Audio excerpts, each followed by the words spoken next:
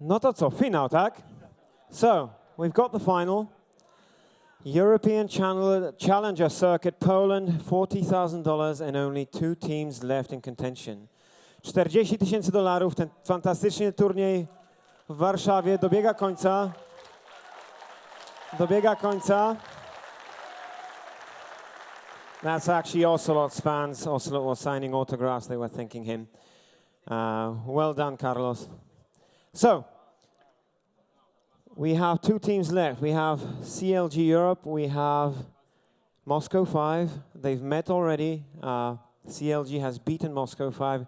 Let's see if they have what it takes, the Russians, to come back. Zobaczmy, czy Rosjanie będą w stanie pokonać przeciwników, którzy już ich na drodze do tego finału pokonali. Czekacie na ten finał, prawda? Głośniej. Jeszcze głośniej. Bardzo proszę. Okej, dobra. In Polish. Jak wyjdą drużyny tutaj, walniemy sobie szybciutko 3 razy falę. Niech zapamiętają was, bo rzadko kiedy byłem w wielu krajach, na wielu turniejach, oglądałem publiczność, jak się zachowuje. Wy jesteście jedną z najlepszych publiczności, jakie widziałem i tutaj wcale nie kłamię. Walnijmy im 3 razy falę, jak wyjdą. Szybciutko od dołu do góry, ale to dopiero jak wyjdą. So, let me introduce the players and the teams for this final. On my right, it's Counterlogic Gaming Europe. Welcome to the stage, guys.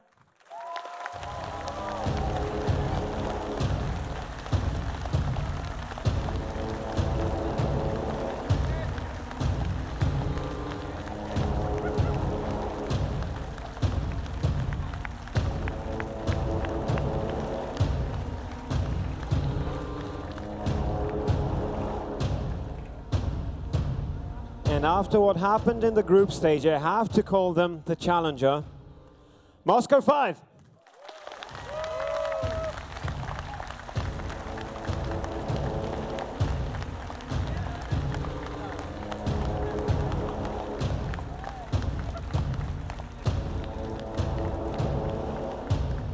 No dobra, chcecie tego finału? Rączki do przodu, szybciutko, szybciutko.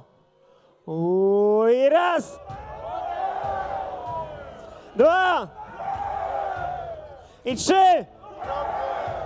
I wielkie brawa, zasługujecie sami na brawa.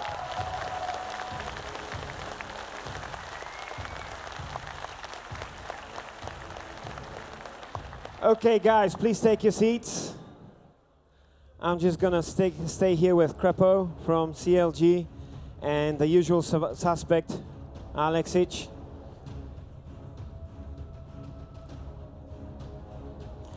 Krepo, you've met before, you've played before.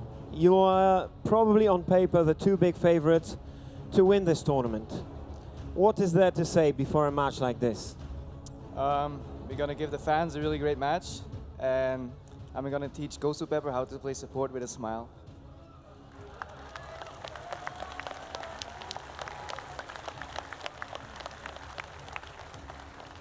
Alexic, do you think Gosu Pepper needs a lesson in how to play support? I think he will teach Creeper, and I still want to ask how much do you pay to have first pick all the time?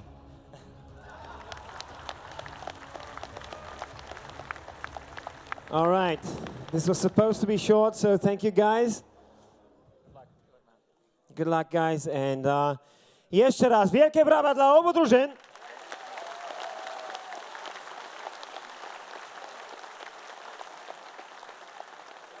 And now let's give it to the commentators for this final.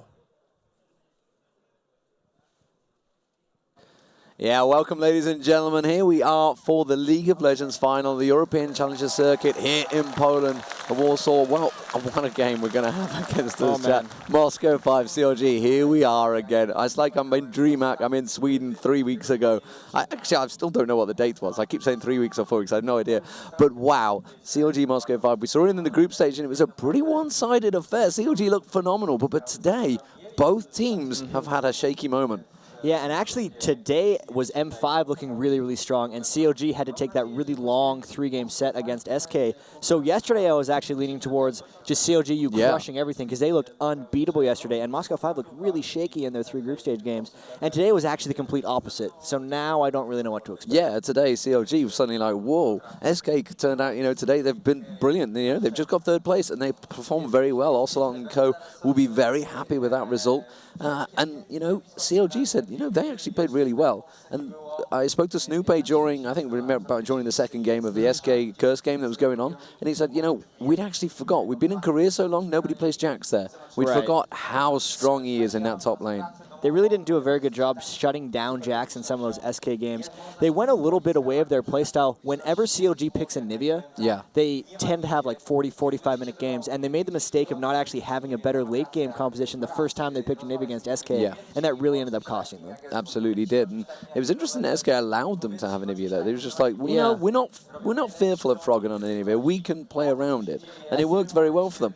And the big thing is, and actually Snoopy did mention it while I was talking to him, is like, I wonder if Moscow 5 will ban Rumble. I think Moscow 5 is going to ban Rumble, and I think that's one of the big reasons they let a Nivea get Froggen. There's so much stuff that they want to ban away from CLG.eu right now. There's the Rumble, there's the Urgot because it's kind of just a standard ban, and then I think the other one was Karthus. They're actually more afraid of Froggen's Karthus than they were his Nivea for whatever reason. So well, it worked very well in the group stage, didn't it, for them, which is what he had, and he was just very strong. But I mean, Snoopy said Rumble is literally first picked in Korea. That is, so they're so used to it. He's just got so strong right now. And he was saying, actually, they're going to have to adjust when they get back to Korea after this because they're changing patch in the OGN. So they're going to have a week to quickly adjust. But right now, they're really having to have a problem. And it's a problem that some of these teams that do start traveling worldwide are going to start experiencing because the tournament realm's not always the same as whatever tournament you might be running on. For example, OGN obviously have to lock in at the start of the tournament. At the start of the group what patch they have to make it fair for everybody across those 4 weeks that they run. Yeah, it's a big problem for CLG. They actually, I was talking with Crepo, they say they don't even read the patch notes when they're during the tournaments because they want to be locked in the mindset of what they're playing on. So with that, I want to move in a little bit to the CLG versus M5 discussion here. I like the contrast between these two teams because when M5's good, it's all about their really early aggression and taking over the game and just snowballing. But CLG, when they're good, it's actually them just playing cautiously most of the game and then taking over late. Yeah. So it's a really interesting contrast between these two teams. So we might be able to tell quite early on which way it may well roll. But we do say that, but Moscow 5, against CLG North America in CBIT, they had to hang it out a long time into about a 50-minute game, and they actually came back late game. But I know what you're saying. Moscow 5, the one we're used to seeing is the ultra-aggressive, in-your-face, in your jungle. But the problem is CLG have always known how to deal with that. Going way back to the Kings of Europe back in January. Straight after Kiev happened, they were like, no, we know how to play against them, and they proved it. They're really good at dragging out games, even if they fall behind a little bit early. CLG's biggest strength. This actually happened in the second game against SK. They were kind of behind a little bit, but they are the hardest team in the world to close out a game on. They just turtle their base so extremely, extremely well and just always wait for that exact moment to go in and punish. And that's going to be the interesting thing about this game is whether M5 realizes that CLG is super good at stalling and just commit to the stall and also go hyper late game, or whether they stick with their style and just try to beat them out earlier but better. Yeah, and the question is, will Nunu be used in there? Nunu Kog'Maw's been a pretty heavy thing used today. Yeah. That's been working out well, and a Kog'Maw, Fed Kog'Maw, everybody knows how strong a Fed Kog'Maw is. It suddenly seems to have come back into its own today. It really has, and I think that just has to go with having CLG.eu in this tournament and having them stretch out those super hyper long games. And then SK kind of got into a bit of an arms race with them towards them, where they're just both going for super late game. With support picks, though, if there's going to be a Nunu in this game, it's probably going to be on CLG.eu because throughout this entire tournament, Gosu Peppers played Sona in every game except the one they lost to CLG.eu. So we'll see if CLG picks up on that as they get the early Jax ban, just not wanting to have to deal with that. Yeah, like they said, we forgot how strong Jax was. They've had a wake-up call this morning telling him exactly how strong that is. Yorick being banned out again, that's against towards Darien. Now, I don't recall that many games where Darien's played Yorick on that top lane throughout the European matches, but he is a very strong champion regardless. Yeah, it's one of his picks, but it's not something we've seen that much of. if I had to say, though, these teams have probably spent the majority of their scouting each other this tournament. So whatever they've decided to pick was very targeted at Darien. So that's a specific strategy that Wicked does not want to have to lane against. And yeah, it looks like they might actually be going to ban out Darien. They're hoping to put him a little bit out of his comfort zone. In the group stage, they got him on Gangplank, and they actually managed to kill him about 5 times there. Rumble available. Rumble available, Anivia available, Malphite available, and they choose Malphite. Yeah, indeed. So will they pick up Rumble? That's the question. So they've immediately locked that in. So they're happy to take Malphite in that top lane. Will that leave them open? And a Malphite versus a Rumble lane, you know, you keep saying Rumble is incredibly strong. The whole Korean scene seems to think he's incredibly strong. So I would guess they would favor Rumble if they go with it. I'd definitely be expecting But I don't remember ever seeing Darien play Rumble top lane. No, I don't think Darien can play Rumble top lane. That might be one of the champions he doesn't play, which is why CLG might have been more likely to pick Malphite above Rumble, because they just don't think that they're going to throw it up against them. So it looks like CLG, if they want, have free pick at Rumble if they so choose, because Darien just doesn't play it. No, so they've gone Shen. That could be top lane or jungle. We'll see which way it's going to go, and of course, Gosu Pepper getting locked in on Sona straight away. There it is. So yeah, every game they've had Sona, they've won. Interesting enough, which is every game except the one they didn't have Sona. Apart from the game they had against CLG, which is an interesting factor. Anyway, there's a whole lot of stats you can go through of all sorts. But Malphite being picked, I think every time they've had Malphite, they've won, I believe it is. I think it's something along them lines, but yeah, almost CLG, every game I think that he's been. Don't hold me to this. Yeah. He has a very good have to get the exact track record stats in this on that tournament. one, and I'm not really. I haven't got them open at the moment. So CLG, we're just wanting to see what are they going to go with. And interestingly, you know, the bans, they went for a Maokai ban Moscow 5, so they didn't. They must have some particular strat, because Snoopy would always go with Alistair, and then maybe Maokai. There is the Rumble. That means it could well be. This could be a mid lane Malphite, or it could be a jungle Malphite. I'm thinking it's probably a jungle Malphite. Yeah, but we did see in the CLG NA game, wasn't it, that it was Wicked in the mid lane on Malphite. I've seen that actually. Even way back in the day, I saw Alex actually playing a mid lane Malphite once. So you can really put him anywhere, either top, mid, or jungle. And the thing with that is it's most likely going into the jungle here. We got Rumble probably in the top lane. And do have confirmation here. This tournament, at least, every game Malphite's been picked, he's won. Okay, so we got Sona winning every game, either Malphite side. winning every game. Something's got to give. Something has got to give. So Gosu Pepper, the Corki picked for Genja down that bottom lane. So it's going to be Genja Sona, which immediately means it's going to be against an Ezreal. Is it going to be a Nunu? Now, the Ezreal Nunu Nunu's been very strong throughout this tournament. He's been loving that Blood Boil, but it doesn't really suit Ezreal. I'm really curious to see what CLG goes with here, because they've been picking a lot of Leona this tournament. And the thing when you're playing against Gosu Pepper Sona is he harasses so hard and he plays super aggressive. But Sona's main weakness is actually just getting engaged on her, and she's quite squishy. So if they decide to go for that type of Leona kill lane, it will be extremely aggressive and potentially really strong against that Sona. The only fear with that is it's hard to get aggressive on a Sona when there's a Shen and the Nocturne in the game. Yeah, it's a because dual they can turn it right around on you. Yeah, and there's a potential for a 4v2 situation down that bottom lane immediately. There is possibly Leona. Is Crepo going to lock that one in? That's the question. And the Karthus, man. Wow, so this is a very strong CLG lineup right here. Very aggressive, a lot of damage output. And Moscow 5, they've gone for more sustainability and survivability as well. And Kassadin, DreamHack finals right now in the Dream Arena was a Kassadin versus a Karthus, and it went very badly wrong for Alex Ich. That's really interesting. So looking at these team comps, actually, CLG looks like they got everything that they could have wanted, right? So even though they did ban off the Urgot, Maokai, and Alistair, there's so many kind of what Wicked likes to call just too many OPs, and they think they got more than M5 in this case. They see, Karthus, Malphite, and Rumble are all in Wicked's class of OPs that they were able to pick up. So giving up Shen, it was kind of a 3-for-1 in that trade for CLG. And they're feeling really strong in this game, and this is not an M5 comp that I've seen that much of, at least this tournament. Yeah, and it's interesting to see that Alex actually mentioned in his interview that, how did you get Blue Side to start again? They win every coin toss so far this tournament, I think. We've been coin flipping, and I think they're undefeated in calling heads or tails. The heads or tails count. 100%. Polish coins OP, clearly, for CLG. Maybe they brought one of those dodgy Korean ones that's weighted or something. But CLG, they really have an aggressive team right there. So we're going to see some aggressive comps. Obviously, Froggen's going to be looking to get the assists with the kills. But the Froggen versus Alex Ich fight in that middle has confused me. I mean, they surely realized this is what we ran at DreamHack, and it didn't work for us. So Alex Ich must have either adjusted something in his Kassadin or somehow, somewhere. I'm absolutely certain on this stat as well. I'm 100%. I know there was definitely a Kassadin. I'm almost 100% it was against the Karthus, and it went very wrong. So there could be a strategy here with the fact that they're extremely mobile. They have the Darien in the top lane and the Nocturne jungle, so they might just be looking to kind of dogpile ganks on certain lanes. That's a nice word. The problem with that Dogpile is, gank. yeah, I don't think I've heard that one before. That's a new one on me.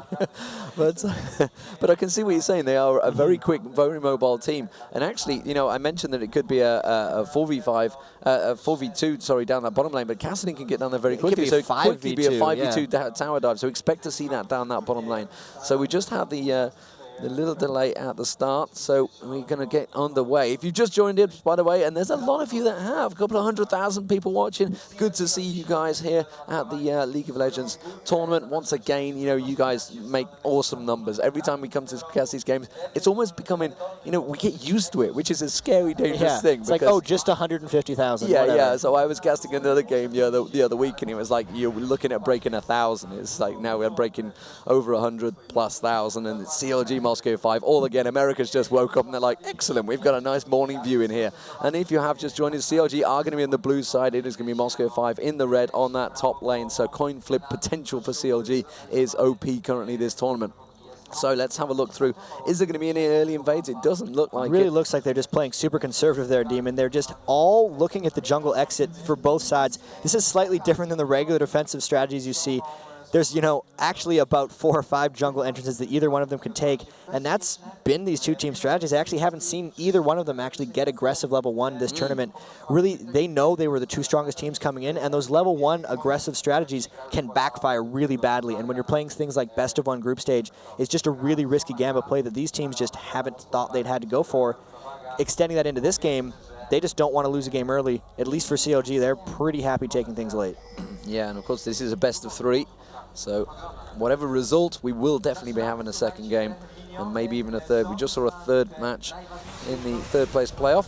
What a fantastic result that was for SK Gaming. But right now, Moscow 5 versus CLG. Moscow 5, would you believe, coming into this as the underdogs? It's a crazy, crazy thing. Who would have thunk it? But the Intel Extreme Masters World Championships coming into it as the underdogs. So some strange jungling, actually. Sorry to cut you off there. That's okay. We have Snoopy, who actually started Wraiths and going to red. Normally Malphite start blue. Also, double golems were taken by Yellow Pete, except the wolves were taken by Sona and Corki. Nocturne actually did Wraiths first before transitioning into blue, so they're trying to counteract that experience gain that normally the blue team gets from getting double golems. Okay, so and Diamond Prox just used the smite, and yet Snoopy has not used his smite yet. I guess he's just going to go around for the blue and use it on there and possibly go for a gank up top. Now Darien is going to be very hard to pin down, as is Wicked. They've both got a really good escape. Also, one thing, there's one ward on the map right now, and it's a top lane ward for Wicked. So what they want to do, at least what Wicked wants to do, is he wants to be able to play aggressive against Darien. Normally the top laner has to really hold back through the first 4 or 5 minutes of the game because the jungler threat is so huge right then. But with that ward, it allows them to sneak up on ganks like this with Snoopy with complete safety. And here we could see a very early gank onto Shen. Yeah, so Malphite's going to come around the backside. Snoopy's going to go in towards Darien. Darien's going to dash away from that one. Wicked does. Oh no, the slow just about missing there. Just about with a whiskers length, and he's going to back away from that one. Diamond Prox got himself in the tri-bush, sat ready and waiting to see if he can go on to Snoopy, but wisely Darien just dashes through that Baron pit and back into safety. Snoopy, meanwhile, is heading down south towards Alex Idge this time. Can he get around there with that double buff? He wants to get a gank on. Meanwhile, at the top, Diamond Prox is doing the same thing. Snoopy's going into the Wraiths, going to steal away those Wraiths, taking advantage of the fact that Diamond Prox is in that top lane. Yeah, complete vision. They know exactly what's going on. There's a big jostle down that bottom lane. The ping goes down. There we go. Wicked knows exactly that Nocturne is there. Yeah, and that was just Snoopy's heads-up play of knowing that he's going to be camping that brush for a while. This is exactly why they bought that ward, because of that top lane pressure. Normally, Wicked would, you know, he would be playing this way anyway, but that's only if a Nocturne wasn't there. So Snoopy actually getting a bit of a lead because of that early ward.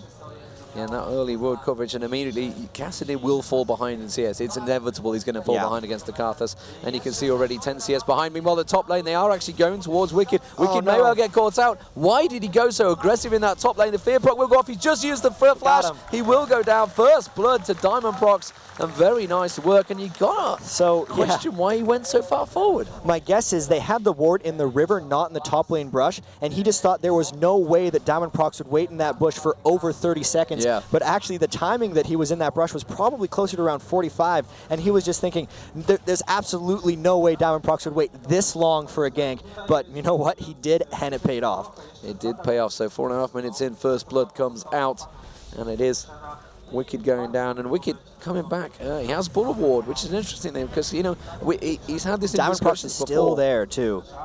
They've had discussions about the ward placement on that river, and it's like sometimes he just says, you know, it's just not worth it. He is going to go straight into Diamond Prox. He's going to face check. Crepo, meanwhile, is also going to get checked. The Fear Proc going off. Sakura in both lanes. They're going to surely catch on Wicked. This could be a second time. He's got no flash. It will be a double kill now, and Diamond Prox taking another kill, and that is working out very well for Moscow 5. That is just super smart play by Diamond Prox and slightly sloppy play by Wicked. He knew he wanted to scout that Crepo's going to dive. Oh, he's got the stun on towards Genja. Beautiful done there. Straight through the wall. Will surely finish him off. Taken down very low. They're going to go for Gozu Pepper. Genja's actually got to be careful. The minions don't finish off. Snoopy may well pick up the skill. Crepo doesn't want to steal it away. Yellow Paint. Oh, he nearly got tucked down. He did. He got the kill. Would you believe it? Beautiful play. The two minions finished him off.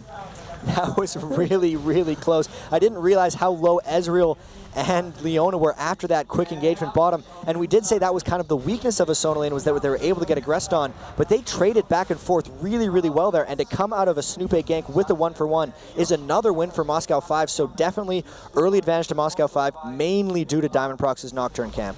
Yeah, and just look at that. The Wriggle's already on the, sorry, the Madrid's red. Ooh, that's really huge. Get me words out right. Madrid's Razor for the Nocturne there. So really fast jungling, he's going to be able to make up for it now. He spent so long camping Wicked's lane that normally you'd fall a little bit far behind, except the fact that he was able to convert 2 full kills. He got a bunch of gold, and now he gets to catch up on experience because he has that Madrid's Razor, meaning he clears the jungler a lot faster right now. Yeah, very fast indeed. So Yellow Pete's having to return to lane. He's got himself some double Dorans. There's a pink ward come out from Crepo, so expect to see that one. That's probably going to be for the Dragon placement shortly. We are 6 minutes in. We've been talking about how quick CLG have been doing Dragon lately. Yeah, and also, it's going to be almost impossible for them to take an early Dragon this game because Shen hit level 6 so early and is going to be bullying Wicked in that lane. Normally how CLG.eu likes to deal with Shens is anytime they want to go for something, Wicked will aggress him in lane and try to make it so he can't ult. But Wicked's so far behind in that lane right now that he cannot provide threat to Shen, meaning anywhere else on the map, Shen can make it there, and they won't. CLG really can't force any objectives here just because of Shen's lead. Yeah, and while stating the obvious, you know, Curse always have the good results against CLG, and what they always do is camp Wicked at that top lane. That's how they always pull out the top results, and it seems to be what Moscow 5 maybe have been looking at. And you know what? They were sharing dinner last night. A little bit of strategy talk there. And the thing with those Wicked camps is they were so close to not converting. It was just slight sloppy plays by Wicked. The only thing that could have happened there is I was talking a little bit about meta discussions for CLG as they've been practicing so much in Korea, is the Korean teams actually like to gank bottom lane much, much more than top, and top very much turns back into a 1v1 lane, but that is not how it's been working in EU and NA metagames, and that just caught him off guard there. Diamond Prox putting so much attention, giving Shen that early advantage top. Yeah, so meanwhile down this bottom lane, how's it actually been working out with the CS-wise? 60 CS to 36. Wow, Corki has a huge lead early on, only 7.5 minutes into this game. So Moscow 5 really in the ascendancy. Where is Corki going to go wandering to, though? Is he going to go towards this tri-bush? Now, Snoopy is in that tri-bush. What are you doing, Genja? What are you doing? Is he trying to bait something out He's trying to do an early scout. They actually have fairly poor ward coverage right now, and neither Sona or him have went back for a ward, so he's actually trying to scout that brush because he's expecting a Malphite gank, and he wants to see him coming through the river. Little does he know Snoopy's in that triangle brush. Kind of lucky he hasn't walked out to scout. If he were to go now, he might be able to get a gank. So this is definitely Snoopy trying to be careful, but no, he's just going to end up backing off as Genja goes into that brush once again to scout. So red buff being picked up by Nocturne. Wicked, meanwhile, has hit level 6 in that top lane, and Shen up to 7. And Snoop is just backed away. He's going to continue his farm. How's it working out in that middle lane? Catalyst, the protector now on Froggen. So Froggen, 75 CS now, returning back to lane, but 53. So this is the one saving grace. And look at that, straight in Froggen's face. The aggression from Alex Ich, and he doesn't even care. He's going to put the wall of pain down. He's going to have to dodge a couple of those layways, but immediately gets straight in his face and aggressive. We've really seen a trend this tournament towards more early magic penetration, and with these big chunks of damage that Alex is putting out on a Frog, and you can see he got those Sorcerer's Shoes actually really early. So this is Kassadin's point where he needs to take advantage of Karthus. once he hits level 6 or 7, he keeps jumping into his face, throwing in the silence, putting in the Force Pulse, and that Force Pulse gets charged up again and again when Caston uses his Qs, so he can continually do this as long as he has the blue buff. If he gets him low, that's when he starts roaming around, and this is really where Alex has to start putting his stamp on the game, because they need to push CLG away. As we talked about, CLG loves to stall. And they do, and Snoopy is just lingering in the bush, and Alex is going to be very hard to pin down. Maybe they're going to wait for him to do it a second time, use that ulti so the timer's going to be on, but the Dragon already being picked up. There we go, you can see every time he's using that ulti, they're just going to wonder maybe they can catch him out. Actually, Diamondprox has had to pull out of the Dragon pit there. He was starting it out. I think he's leashed it out. They're really looking to force this Dragon. Shen's full health top lane with his ultimate. Wicked has no way of getting down there, so they're actually looking to just either do this Dragon or force a fight with Appeal, and CLG's completely conceding this, as when they take Dragon, Snoopy might try a gank up top onto Darien. We shall see. Yeah, he's getting in position. There goes the ulti from Rumble. Here comes the ulti from Snoopy. They do manage to land it. Darien probably will go down here, but he's going to hang on long enough. The Karthus ulti will come out. Will it finish it off? No, it won't. Oh my He's goodness. still surviving. Wicked can't get back on towards that turret. Dragon, meanwhile, has been picked up by Moscow 5, and they survived a double ulti there, and that's the power of Shen. Alex Itch actually coming up to maybe try and mop up a few kills. Crepo just missing the stun down the bottom. Yeah, interesting thing about the Shen there, he has 2 points into feint, and he managed to get 2 of them off during those ganks, Where's just to Nocturne be able to going? live with a little bit. Nocturne trying to use that gank onto Froggen, but Froggen actually dodged out of vision range right as he tried to go in for a gank. So if he were up a fraction short of that, would have been Froggen's life, but he just barely managed to get out of tower range for that one. So meanwhile, back down the bottom, as I mentioned the CS early on, we can see 75 to 87. Ezreal has caught up a little bit there. Froggen and Snoopy, you know what, Moscow 5 are in the ascendancy here. They really are pushing the pressure on. There you go, the aggression of Gosu Pepper. Gosu Pepper probably leveling up that Q again, as you generally expect. He goes very aggressive on him, and there you can see 4 points in it already, only 2 in the heal. Generally what he seems to go all the time. Yeah, and Corki actually has 3 points in Gatling Gun, only 2 in his Phosphorus Bomb, so that means they're looking for extended engagements a little bit. If they land the Sonon onto them, Genja's going to be wanting to train him a bit down with the Gatling Gun and then try to finish him off. With this really high poke lane, I'm waiting for Crepo and Yellow Peach to try to get aggressive on Gosu Pepper, because thus far it's really been in the advantage of Sona and the Moscow 5 lane. Yeah, and the longer it lands out, I mean, endgame style, both teams actually have pretty high survivability in game, but you gotta think CLG's endgame is a little bit better. It's got to be a little bit better. The big thing with this is when you have a Malphite late game, he's so good at shutting down 80 carry damage, and late game 80 carry damage is always the highest. On top of that, the Karthus, if he can stay alive through Caston's burst, he will be epic for that. And then Diamondprox, just Nocturne always does have a bit of fall off, because you can only dive into a team for so long before they just explode you instantly. So Nocturne just covering off, and at the moment there's not really been any invades from either of the junglers, so playing it safe, both those, looking for those ganks, and kind of would expect that from Snoopy since he's on the Malphite, but I expected Nocturne to start looking for maybe a few cheeky little invades. Snoopy's just going to clear out those raids. We've got Froggen going back to buy it, possibly to go towards a blasting one. I'm not too sure how much gold he'll have. He hasn't been able to pick it up. No, he's completed straight away into the Rod of Ages. So 116 CS for him, 83 CS for Alex Diction. He's had to go Cage's lucky pick, so he's going to be behind in builds for a short while. Only for a short while. I'm thinking that Alex won't actually sit on this Cage's pick for that long. He's probably going for a Deathfire Grasp really early, because I'm waiting for him to start roaming around and trying to assassinate these lanes a little bit. They still have not done any of those 4 or 5 man roams. They were probably thinking of doing that around the Dragon, but then CLG just completely contested. So with this strategy a little bit, M5 wanting to jump on them early, they're not really doing all that much. They do have the 2,500 gold advantage, but they need to press a little bit harder if they don't want CLG to kind of take over as the game progresses. The timing there from Alex Itch, he's just waiting. The moment Alewius already goes down, he knows it's going to be on cooldown. He just gets straight in there. Jumps in. Straight in there. He's going to be picking up blue. That's going to keep the cooldown and that mana regen on a high. And is he going to go straight down towards his bottom lane? Yes, he will. Yeah, Nocturne Nocturne heading alt down there is up as well. This could be the 5-man gank we've been waiting for, and the great thing about this is Snoopy is bottom as well, so this could turn into like a bit of a 3v4. CLG is confident right now because they have the Snoopy. They do not know that Nocturne's waiting. This is going to be a big 3-on-3. Yeah, there they go. There's the Leona ulti. Crescendo goes across the lot, and there is Diamondprox leaping in from distance. Alex Itch now comes just down the side. He's a little bit late to the party, though. Crepo is surely going to get caught out. He doesn't really want to pick that one up. He just has a kill, no, regardless, and it is a a 5-on-3 down that bottom lane. Alex is going aggressive, very aggressive on Yellow. Nice. He will finish him off with a beautiful double kill. Now they can dive Snoopy on the tower as well. They're just waiting to pick things up. Meanwhile, Snoopy realizes this. He's going to have to get out of there. There's not really been any spells used, so he's not going to have the Force Pulse back available. Top lane is going to get pushed as much as it can. You can see Karthus trying to do as much damage as it can. Are they going to take that bottom turret? Are they going to leave it? I think they're just going to leave it. Yes, they have. They've backed off. Don't want to take the turret just yet. They need to continue these ganks. Yeah, they need to continue just collapsing and dogpiling down bottom. That was the 5-man gank that we've been waiting for. And there it was with a crisp double kill. The funny thing about that is Alex actually spent so much mana force pulsing to that fight that when they wanted to dive Snoopy, he didn't have any mana to continue to chase him down. So potentially they could have had 3 kills if Alex hadn't leaned towards mid lane a little bit too much before that fight started. Really unfortunate timing for CLG there. Snoopy wanting to gank right as Nocturne was ready to counter, and then just Cassidy and Shen came in from everywhere, and that's the kind of stuff they need to continue to do if they want to close out on CLG here. Yeah, and one important thing to note, I was about to say on Snoopy, he hadn't got an Oracle, but he's just been back and by it now. He's got 2 GP10 items instead, which is something we obviously, with Alistair, he's always just been going straight for the boost ability, then instant Oracle. Level 4, we've been seeing it earlier on. Snoopy's been building that Oracles between levels kind of 3 and 5 this whole tournament. The one game they lost to SK, though, was when he built a level 3 Oracles and then actually lost it at level 5, and that set him so far back. So it looks like he's going for not quite as an all-out aggressive Oracle strategy, waiting until he had the double GP10 items, so if he does lose it, he'll still have some good gold flow. And with that being said, though, not having the Oracles might have cost them a bit of early game, because if they had better ward control and better vision, then Moscow 5 wouldn't have been so confident going in for that last fight.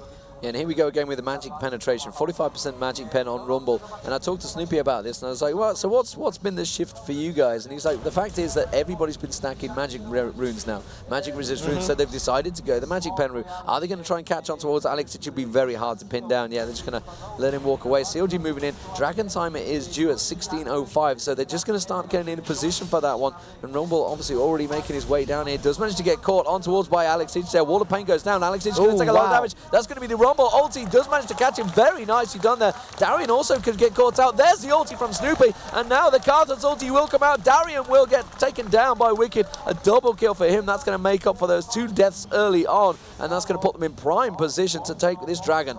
CLG taking it to M5 a little bit there. That's not the regular CLG play. As we get a pause here. That was just CLG uncharacteristically aggressive. M5 seemed to be kind of lulled into CLG's stall strategy, thinking, let's keep bullying them, let's push them back before we take this dragon. CLG had that exact timer, knew they had an advantage here. That's why Wicked was down in mid lane. They wanted to get that fight over dragon, and now they're going to be able to pick this one up after the pause. Just seeing a flash banana sign tell up behind me. I don't know whether that's more to me or Joe. I'm not too sure which one it was. There was a bit of shouting that happened. I think we both did it at the same time at DreamHack.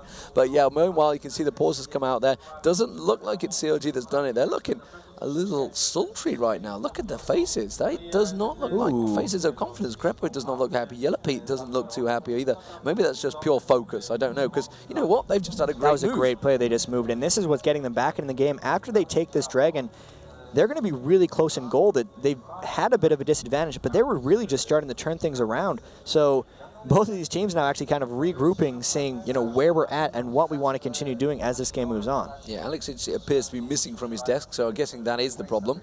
So there's obviously something, it's Moscow 5 that have pulled this pause, but yeah, I mean, they're in a prime position. They're going to get the dragon. That's going to pull the gold equal. We're at 19.3k to 21.9k, so it's going to pull it within 1,000 gold. 5-3, it's not the end of the world. No turret's gone anywhere near going either at the moment. But Moscow 5, I would say they have that much better lane phase of a team, but when it turns to mid phase, mid lane, you know, when the actual 5v5 start happening, surely CLG have the advantage with that Malphite in there, with that Rumble ulti, and then Froggen, you know, if he wants to throw himself in there, that's not tends to be his style. Like, if it was XPK, he tends to just get himself in there with Karthus, but Froggen tends to sit back a little bit. Moscow 5 really needs to kind of win team fights before they happen, whereas CLG just wants team fights and not to get picked off. So if CLG is at a point in this game where they can start to roam around and not get punished by M5, then they'd have it in the bag. But what Moscow 5 needs to do, split pushing Shen, They need ward control, or rather just Nocturne to gank lanes properly, and Kassadin needs some kind of supremacy in the lane so he can roam around and get kills. Because if it continues like this, where CLG can start getting 5-man Dragons or 5-man Barons, then it's going to be real trouble for Moscow 5, because that teamfight potential with Nocturne, Shen, and Kassadin is nothing compared to all of the AoE and straight-up damage that CLG can put out. Let's just have a look at the builds. And so we were talking about the magic penetration just before it all went crazy. It was a case of, he was talking about how it's, you know, basically goes against all the magic resist runes that have been stacking up by the players. It's also smart because what used to happen when people would stack magic penetration, like Haunting Guy's Sorcerer Shoes, is a lot of tanks were stacking a lot of magic resist. They do, you know, Aegis and then Spear Visage and Force of Nature and Banshee's Veil and all those things, and you're just able to take down the damage. But now that it's so much about really kind of hyper-scaling AD carries and people realize the power of them and they build their compositions around protecting them, the tanks have to stack armor. So when you do the flat magic pen, it really just means that you're doing close to true damage to almost everyone. And I actually kind of like this move. I know little shout out to Roku in the office, has been doing this for about 6 months. And we're just like, why aren't you build a Void Staff? He's like, dude, I don't need a Void Staff. I can just build 60 magic got all pen. this pen, so why do I need to do that? But and we've got Rod of Ages, of course, on Karthus. Well, I mean, Froggen, we saw him building a Warmogs, I think, on Anivia against SK. He can go some pretty out there builds himself. He really can. His Karthus builds generally aren't that out there. He does Rod of Ages, then pretty much Death Cap. The only Void Staff. The only unique thing that CLG really does, even though they're running double AP, they pretty much never go Woda or double Woda. Maybe as a 6th item they'll build Spell Vamp. They'd much rather just have that straight up damage for the team fight and not really worry about sustaining. So that's just a strategic thing that they've chosen to do. They don't think Spell Vamp's that good. Yeah, because you were saying the other day, they don't agree with Spellvamp. It's just something, I don't know, it's one of the CLG philosophies. There's a few of them now. Who knows? Yeah, they don't fight over a dragon and don't get Spellvamp. There's 2 now where we've got big Split push, wait for late game, don't build Spellvamp. There we go. Farm it up late game, win 27,000k behind, no probs. Got this in the bag. And yeah, let's not forget, these teams have history. Oh yeah. They have a massive history, and CLG will not be too worried if they fall behind. No, they really won't be, and that's already happened. They fell behind early, and here they are already coming back. They just picked up those 2 kills when we hopefully get back from this pause soon, and they'll get the dragon. So as this game progresses, even though CLG looks to be a little bit behind, I do like their chances as it moves on, because M5 doesn't seem to have opened up enough of a lead to so CLG can't take it over. Yeah, so here we go. Resume coming in, and we will have CLG going back live.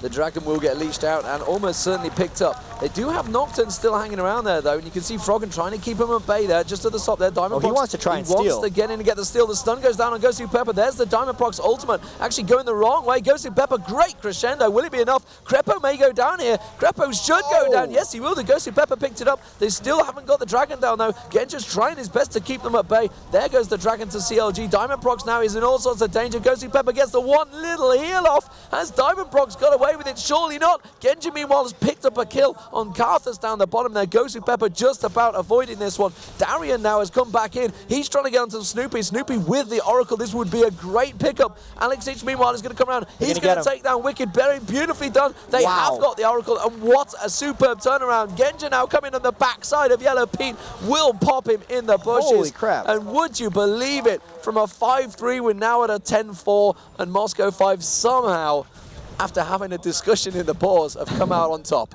How the hell did that happen, Jack? Go for it. I don't know, Demon, because I feel silly now. I was sitting on that pause screen for about 3 minutes there thinking, oh yeah, CLG's just going to take this dragon, and there's nothing really M5 can do about it, and that's probably why I'm not on Moscow 5, because they clearly saw something there. They forced a skirmish out of having 5 people on CLG. They somehow managed to split all of CLG up and then kind of just appear in that team fight, because Kassadin was dead when that started. He managed to get all the way down for the end of the team fight. Darian ulted in to also show up, and it was just, they just all kind of appeared in the best situation and were able to pick off CLG one by one. It took CLG so long to take that dragon. Froggen got a little bit distracted, and wow, that DFG damage in the mid lane from Kassadin.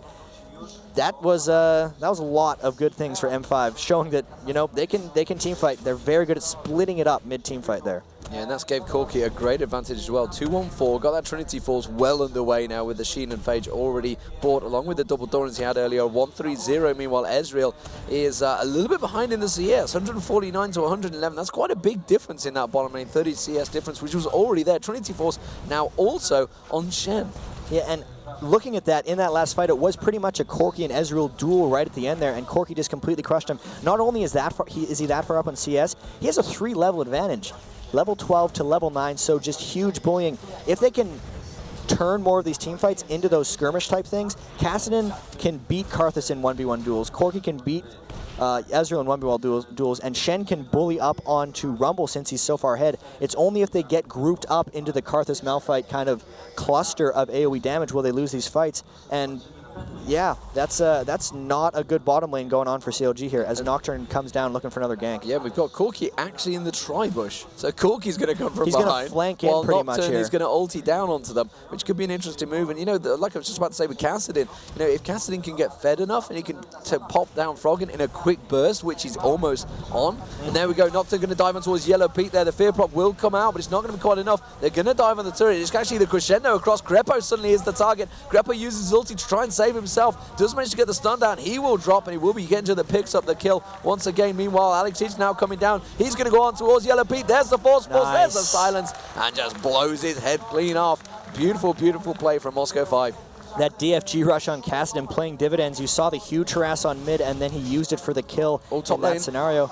Top lane, Shen has got the taunt down on Wicked. They're actually on the turret. He has used the ignite, and you can see Wicked trying to come back in. They are both very low on hit points. Karthus actually lingering, and obviously they need to be wary of that. The Karthus could pick up the kill off the back of it. And this is actually becoming really, really tricky for CLG because as Alex each gets more and more ability power with that DFG, his ability to kind of one-shot people goes up and up. So everyone on CLG will need to build a bit of magic resistance if they want to get their kind of Kassadin's resistance up, and that's not really in the cards for Froggen's build. Wicked's got the Abyssal Scepter coming, but as far as Ezreal and Karthus are concerned, really their two main damage sources, it's going to be really difficult for them to still do damage while not being vulnerable to Alex assassinating them. Indeed, so Moscow 5 currently looking like their old selves. And you know what? The confidence, if they pick up a win on CLG, would be huge because they've gone effectively 4-0 against them on land currently. It is not a good sign. And they were so unhappy about that group stage match that if they could pick something up here, it would certainly drive them forward. They are 12-4, and let's not get carried away because 27,000 was the difference in DreamHack. We could go a lot further. Who knows? We're only at 5k difference right now, but Moscow 5 are looking good. Nocturne is going to walk straight on top of that ward. Wicked is going to be aware of that one, and you can see he's just going to... He wards the brush this time instead of the river, as you notice. He doesn't want Nocturne camping him. And yeah, even though this is a 12-4, wow, the damage coming in from Alex. Even though this is a 12-4 for Moscow 5, CLG is the hardest team in the world to put away, and Moscow 5 still has work cut out for them. Here comes the dive on towards Wicked. Wicked surely going to get pinned out. Both Diamond Procs and Genja getting very aggressive when we talked about this in the pause.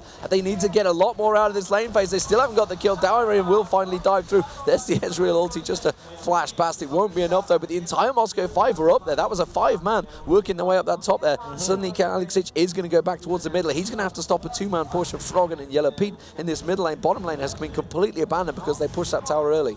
Yeah, and also bottom lane got a little bit abandoned because it was completely unsafe. There were 4- and 5-man ganks coming down whenever it was. CLG is trying to group up because they are getting picked off over and over again here by M5.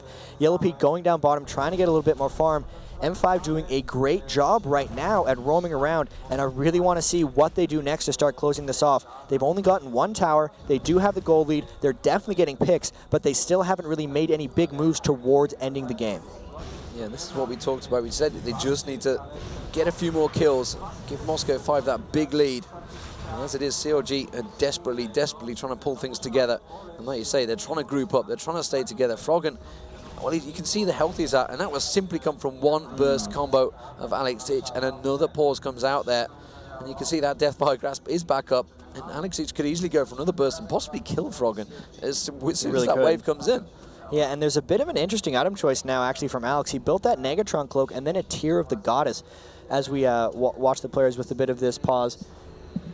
So the Drake is due any moment. I say Drake, Dragon. Yeah, We've had 3 seconds after the pause comes up, the Dragon will come up. And you can see that Moscow 5 already in position for this one. You got Shen down there as well. Kassadin could easily move down it. Malphite's not going to get anywhere near that fight. Hasn't got teleport, can't get close to it. Rumble also at the top. So there's going to be another Moscow 5 Dragon, which is going to pull the gold. Another 1,000 ahead. There we go. Pause resumed. And they're just going to surely just dive onto that one. And there's nothing CLG can do about it. We say that this time. I think we're actually right, though. There is nothing CLG can do to prevent prevent this dragon. Snoopy and Wicked are both up top. It looks like they're just going to trade objectives here. Moscow 5 will take the dragon, CLG will take the tower, and at the end of the day, the gold exchange is actually going to be fairly even.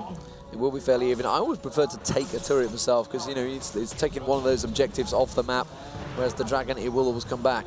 And here we go, Moscow 5, they could dive and they will dive. Froggen seems to be the target, the stun came across. That's going to be Yellow Pete, absolutely popped. Crepo's going to go down in split second, and Froggen's just going to, the force pulse, woo!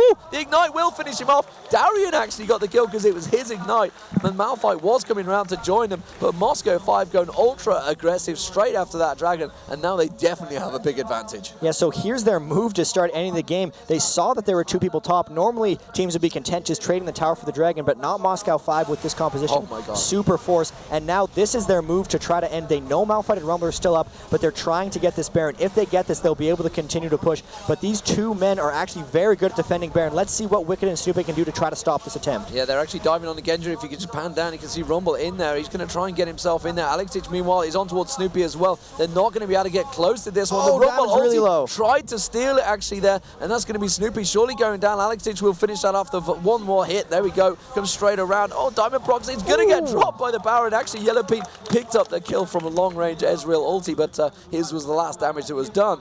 Very nicely done, but 18-5 is the difference. And, you know, Moscow 5, as opposed to CLG, CLG will happily, you know, get an advantage, but they'll slowly grind that advantage. Moscow 5, they get the advantage, they hammer it in your face. And that's exactly what they need to do with this composition. Not only is it their play style, it's what they are forced into based on these team comps.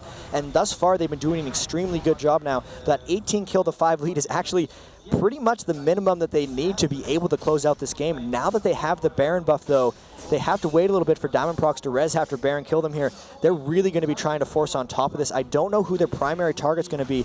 Mainly, if they can get down Yellow Pete or Froggen early, that's what they need to do for these team fights. They can't really sit in the Karth Assault, but they're so mobile that they're not really that worried about it. They're not a team comp that has to set up, so the Froggen dying with the Defile everywhere is not as big of a deal for Moscow 5's composition since they're so kind of quick in and out. So really, they're probably going to start grouping up here, and they're going to have to try to take CLG a little bit head on and try to push this game to an ending.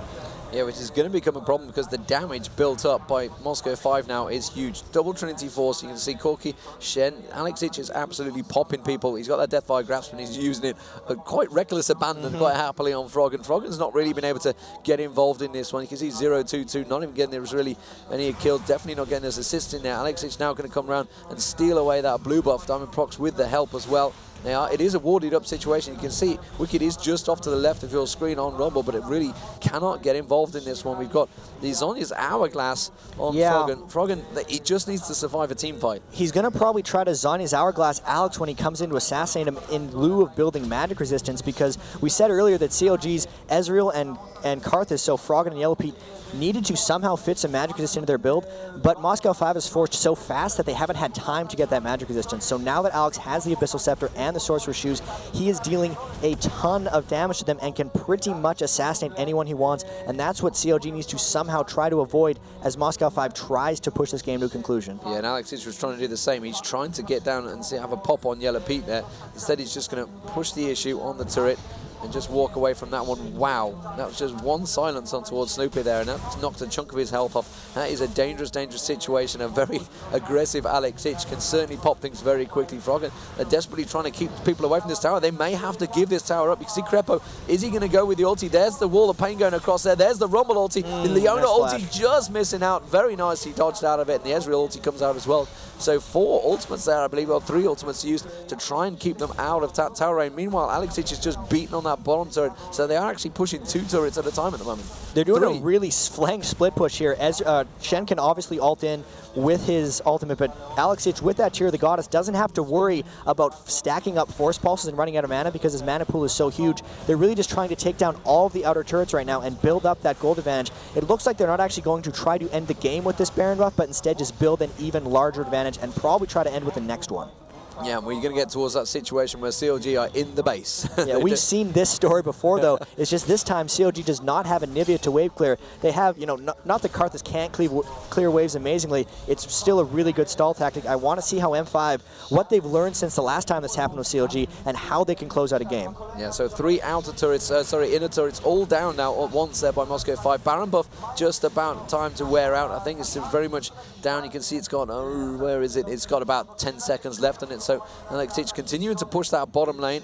Moscow 5 stacking up all 3 lanes and trying to just split them out as much as possible. We can see Wicked on Rubble trying to defend Shen at the top there. You've got the 3-man in this middle lane, and down that bottom you got Snoopy trying his best to keep LXH at bay. And look at it, you can already see he's took about a third health off that turret, no problem.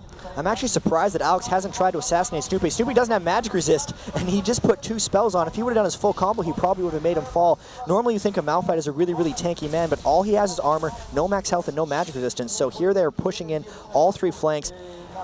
It doesn't actually seem like they're making too much progress. This is where CLG is the best at turtling. Trying to get into CLG's base is one of the hardest things to do. Turret. And bottom turret's getting fairly low with Alex. They're slowly making progress, but their Baron just fell, and they're probably going to end up backing off. Yeah, it looks like they're going to regroup back off, and they're going to continue pushing it. They need to get back, clear out the jungle as well. You can see the jungle's all respawned, so they're going to pick up everything from CLG's jungle en route. 18-5 up, and, well, 12k gold.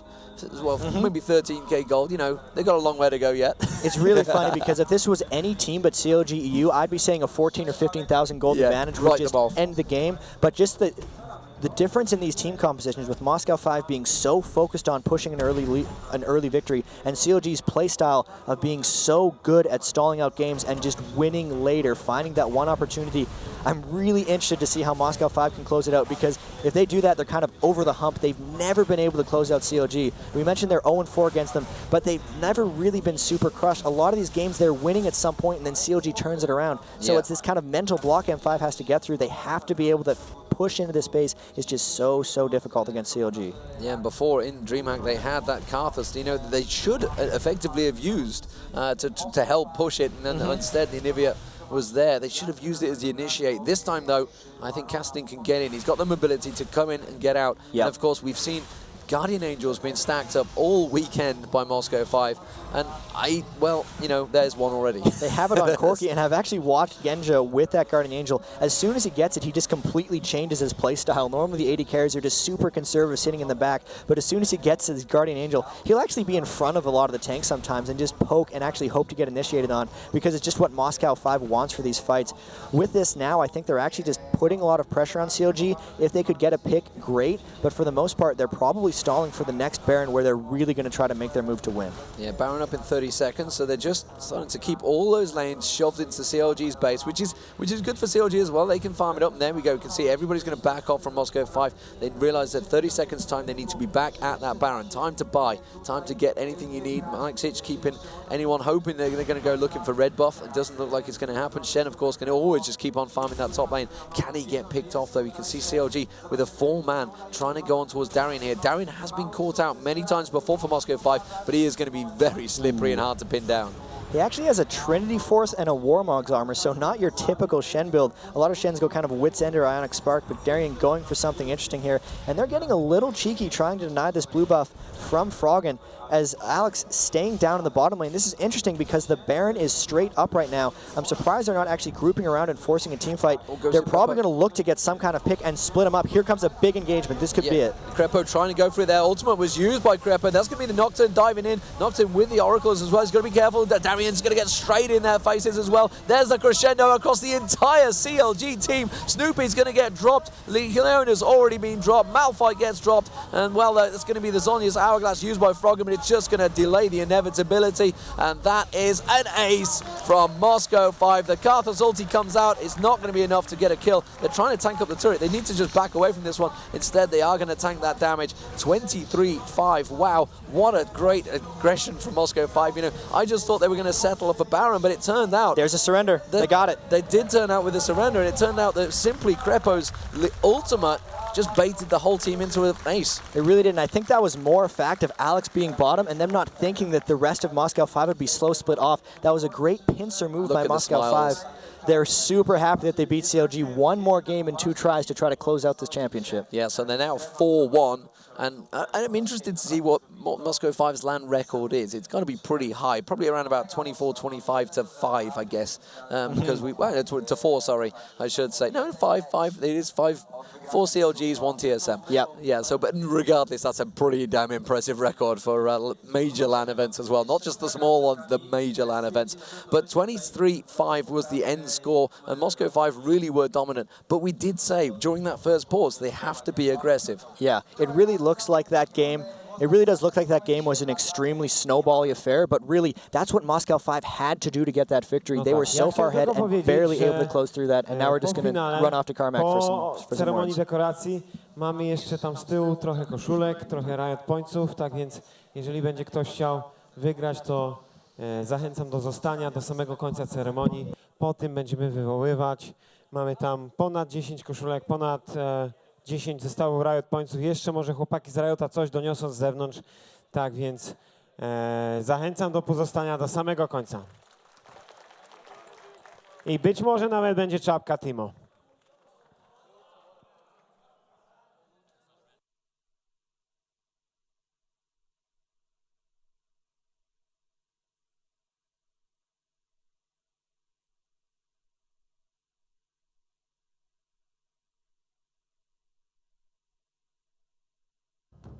Welcome to the League of Legends Champion Spotlight, featuring Evelynn, the Widowmaker.